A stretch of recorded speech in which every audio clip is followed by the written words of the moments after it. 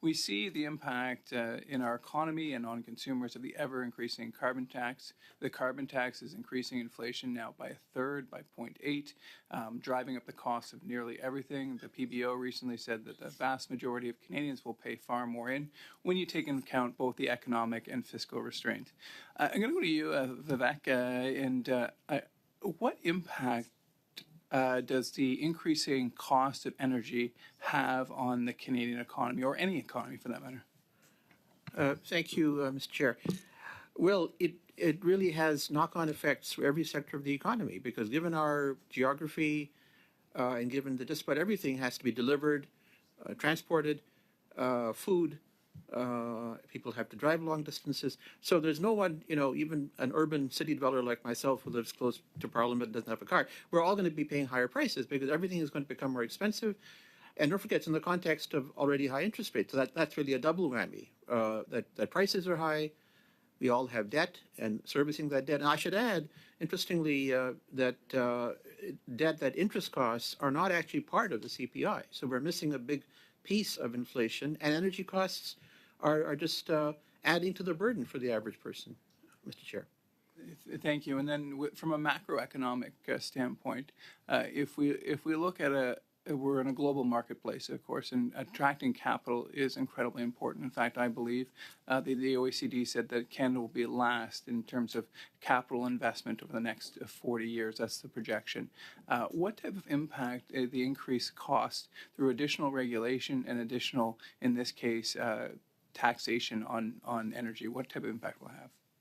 Yeah, thank you, Mr. Chair. Now, that will certainly deter investment, both domestic and foreign. And I shared the numbers with you in my opening remarks relative to the U.S., which is our benchmark. We've got woefully insufficient investment, and if we're going to increase regulations, increase the cost of investing, that's going to deter investors from parking their money or investing in various sectors of the economy, including energy, for sure. As Deputy Governor Carolyn Rogers says, we're in a productivity crisis, and from my standpoint, or my opinion, would be that the increasing the cost of energy would hurt productivity even further. Isn't this the exact opposite type of action that Carolyn Rogers, Deputy Governor of the Bank of Canada, was asking for? Yeah, I agreed. And I must say, I was struck by the fact that as a central banker, she was extremely candid and used very stark language. Indeed, as I said, my remarks were overregulated, we're overtaxed. We've had a monetary and fiscal binge, and we're in trouble.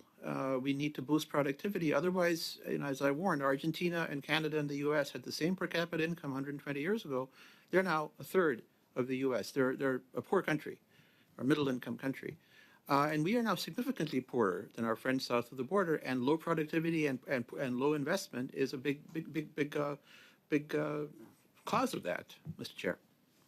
And so just in terms of, so those who are proponents of the carbon tax would say that it works by pushing, making non-fossil fuel things less expensive and making fossil fuel products more expensive.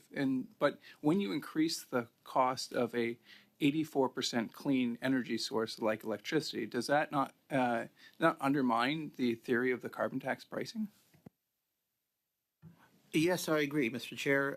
In a perfect textbook world that we teach our first-year students, yes, there's a case for a carbon tax. If you want to reduce something, you make it costlier, you add a tax, called a Pigouvian tax, but we're far from that textbook world. We don't even know that we've set the tax rate correctly to begin with. There are knock-on effects in other sectors, and it is also very poorly timed, given that the cost of living is already skyrocketing. And lastly, of course, the problem is global. We can't solve the problem here in Canada. Thank you, MP Lawrence.